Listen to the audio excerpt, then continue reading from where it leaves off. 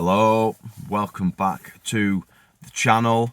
This is the basics of Diag, and today we are looking at a 2008 BMW 330D.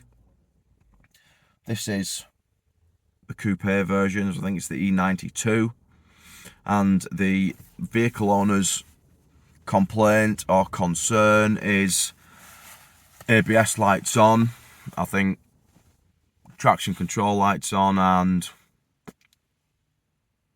tyre pressure monitoring system is unavailable at the moment. So first things first, and I think that is just the bong indicator to tell us driving stability warning. Yeah, first thing is to actually experience the fault. So we will get the scan tool hooked up. I've got a selection of scan tools because I've got a few of these little sort of Bluetooth dongle type devices. If you've seen a few of my videos before, you'll know these are what I've been using for the past, 12 months or so. However, I was unsure as to whether I would have to pay for a subscription now because it's been a year, and it actually works, at least for this top don, it works out cheaper to buy a new dongle than it does to pay for a yearly subscription. This, I think, is about £100 a year subscription. The top don is 50. I haven't used this yet. This is a little Autel dongle, but this works differently. It's not got a subscription as such. It is, you pay per vehicle that you use it on. I think, is it $15 or 15 quid a vehicle? I don't know. But anyway, we're getting sidetracked. If none of these little dongles work, I've got my old faithful snap-on Modus Ultra with some 2017 software on it.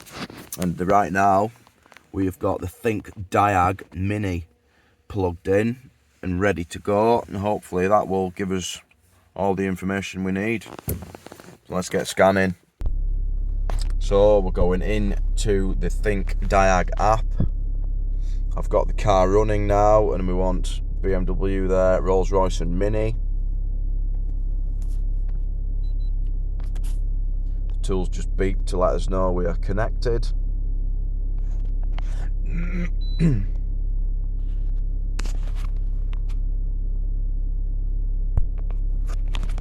Automatically search.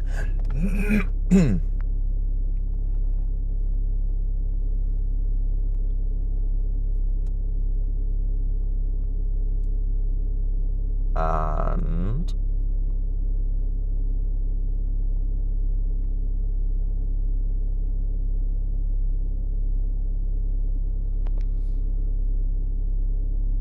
there we are, and you can see on screen it's done 176,500 miles nearly.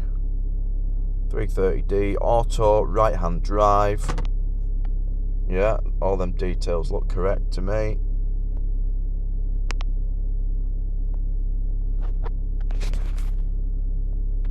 Let's just move that icon there. It's kind of getting in the way.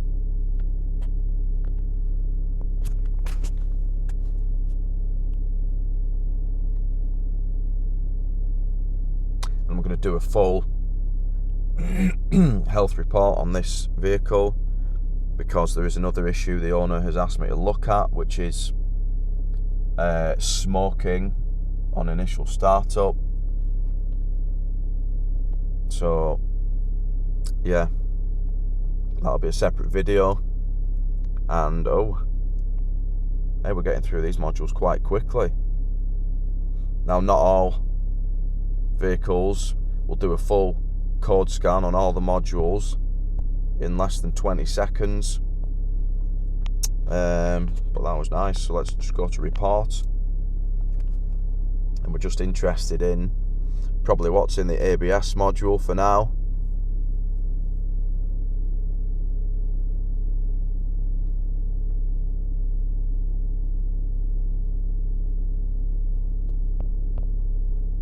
we'll have a quick look in engine, and we've got all 6 glow plugs. Will all 6 glow plugs have failed at once? Who knows, but a couple of fuel rail pressure faults, smooth running, DPF and back pressure, so it could be a bit to do there. But for now, we just want to look at what's in this ABS system. So we've got 3 codes indicating an issue with the front right sensor and a low voltage. We'll just have a quick look in here. Power supply, and no message from the telephone, and that's because the telephone is missing from the armrest. Faulty reverse light. Okay, so front right sensor. Let's go back out of this then. We'll go into the ABS module, continue, read data stream,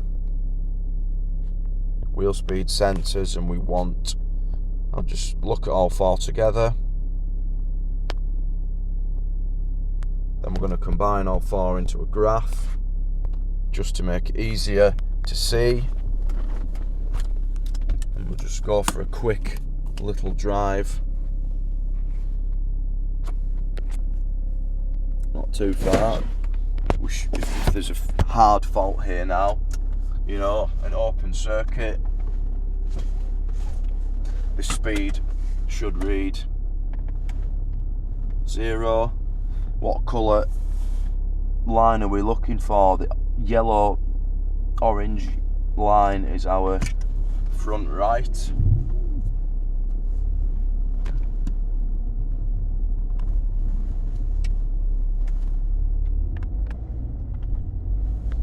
I don't know about you, I can see green and I can see blue and I can see red traces on the screen there.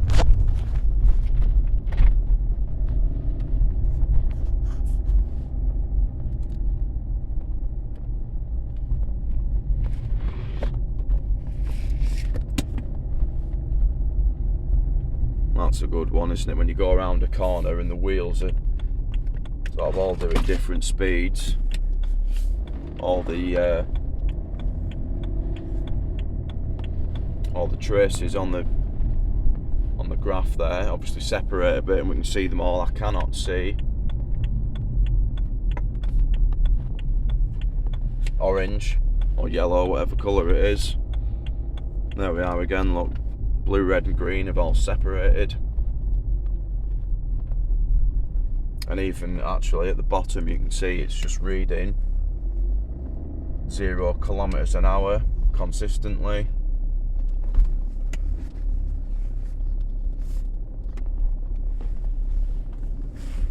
Okay, now I'm just going to go out of this again. I'm going to clear all codes, do a full code clear, because I want to be able to duplicate this fault. I mean, it should come back on, within a short space of time looking at that. But let's clear all DTCs. Might need the engine off. Didn't do that, never mind.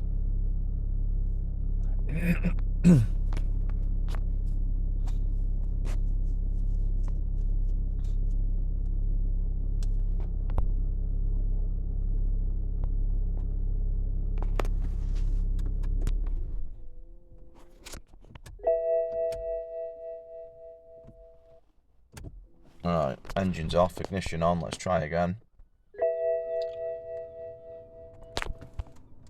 And that bong you hear is just the, DSC warning on the dash. Obviously it says code complete, but there is one fault code it will not clear, and that is wheel speed sensor supply, front right. Okay. And I don't think I showed you the warnings. Silly me. So we start it up. Obviously ABS is on. traction control.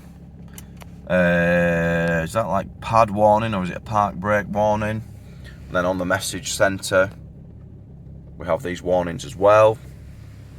So we need to gain access to this front right sensor harness. I think on these they're up behind the wheel arch. So I will get access to it. We're going to get in with an oscilloscope. I've got a test light as well, just to obviously test grounds, powers, just an LED one. And yeah, we'll see what happens. So I'll get set up and then we'll come back. Right, and a quick visual inspection on this. This loom is not even routed properly.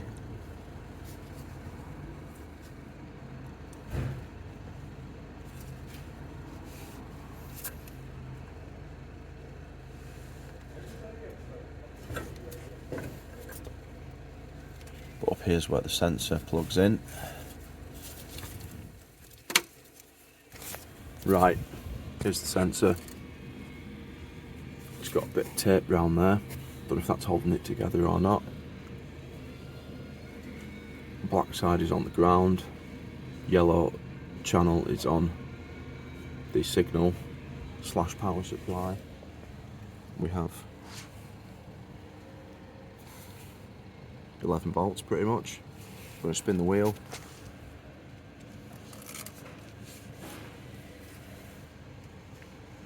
And we get nothing happening whatsoever.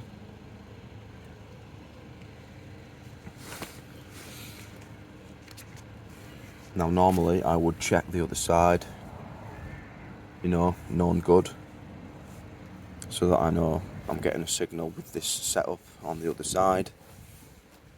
Because I'm sort of on the floor, it's a bit of a nightmare. I'm not going to bother. What I've got is a test light here, connected onto just this positive post under the engine bay. I'm just going to check to make sure the ground is okay.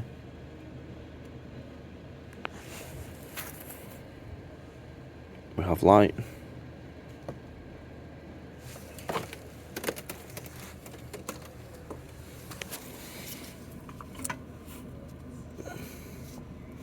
Oh, I've been struggling trying to get a signal. It's gone now. As soon as you mess with this even the slightest, it kind of comes and goes.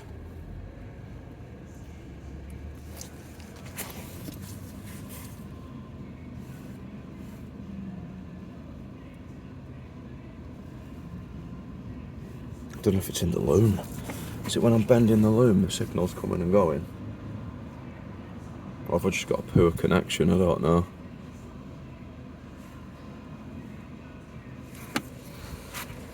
Another test I find can be useful is a resistance test. Now this was set to 4 mega ohms and we've still got no resistance reading. For this to be accurate, we need to compare it to the other side. So I'm going to have to jack up the other side. Yeah, I've got these breakout leads just across the sensor, and one channel one side, the other channel the other side. We're reading nothing. If I touch these two together, we should read almost 0.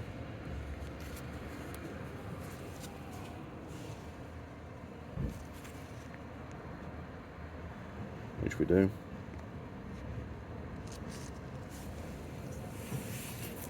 Right, I haven't actually had to jack. I haven't had to jack this side up. I can get in. I've unplugged it.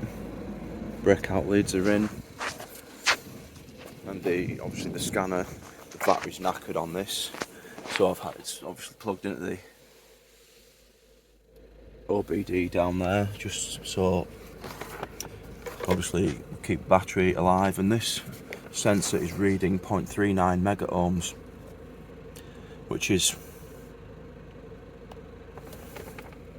Is it 39,000 ohms? I don't know. It's 360,000 ohms. 362 kilo ohms. So either that other side is open circuit, or it's like the resistance is that high it thinks it's an open circuit. Quite like ABS faults because you've always got, well, as long as you don't have two circuit faults on the same axle, you've always got a known good one you can compare it to. For me, this will be enough to condemn that other sensor, but I just want to, I'm going to jack this, I'm going to put that side back together, we'll jack this passenger side up, and then we'll back probe it, and we'll hopefully show you what a good signal should look like on this oscilloscope. Right, so here we are, and I'll just spin the wheel. I don't know if you can see them little pulses. The faster I spin the wheel, the more of them little pulses we get on the scope. The wheel has now stopped. Now, it's hard trying to manipulate the signal on this to get it to kind of fill the screen, if you will. We can maybe change it to AC and then reduce the voltage. Try 2 volts. Move this up sort of halfway up the screen if we can. Come on. To there. And now spin the wheel again. You can see that's a bit more prominent. Obviously we were getting nothing like that on the other side. So I am now happy to say that we need a wheel speed sensor. If we were using picoscope, maybe we could manipulate the signal a bit more. I don't think we really need to. You'd only need to do that if you were suspecting an ABS ring issue, and you want to kind of look more in detail at the waveform. I don't know if you'd see much with this kind of signal though.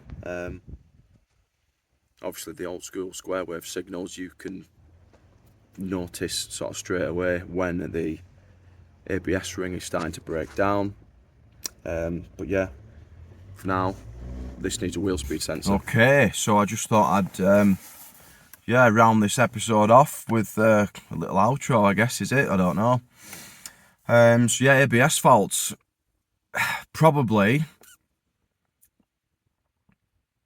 I'm going to say the simplest fault you could probably diagnose. 9 times out of 10 you have got a known good sensor and circuit to compare results against. This, for example, we had a front right fault, the front left was absolutely fine. Probed across the wires, it was obviously a 2-wire sensor, ground on one side, first channel on the other side. If you get a voltage, fantastic. If you don't, that's when you probably need to do your volt drop. So do your ground to ground volt drop, power supply to power supply volt drop. We had a power supply there, but when we were spinning the wheel, we weren't getting any change in that signal voltage whatsoever. And now maybe a controversial step, a resistance check. I like doing a resistance check, especially on a wheel speed sensor. You've got, well, at least one other on the same axle, but you've got 3 others potentially on the vehicle you can compare results to. This one that we think is faulty had a reading higher than 4 mega ohms or 4 million ohms. Now I know some sensors do read that high, but when we checked it against our known good, the opposite side, we had 360,000 ohms or 360 kilo ohms. That is a noticeable difference, like 10 times as much resistance in this faulty side than the opposite side. We then got a good signal out of the known good side, and we could see what a good signal looked like that we weren't getting on this bad side.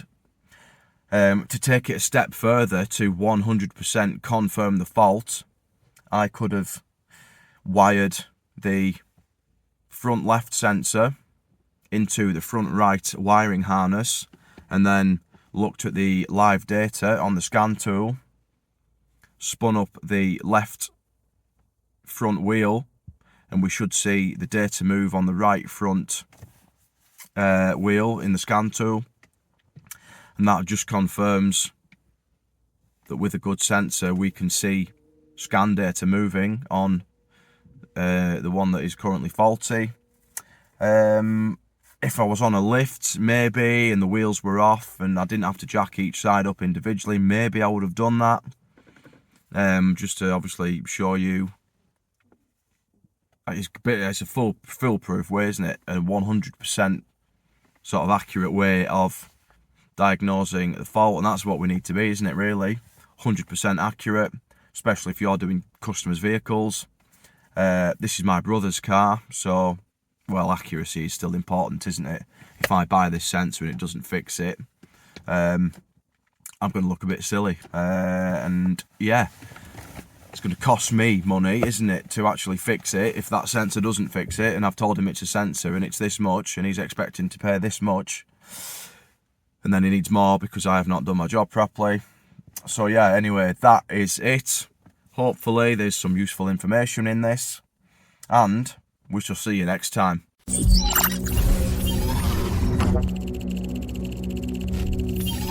Connection established.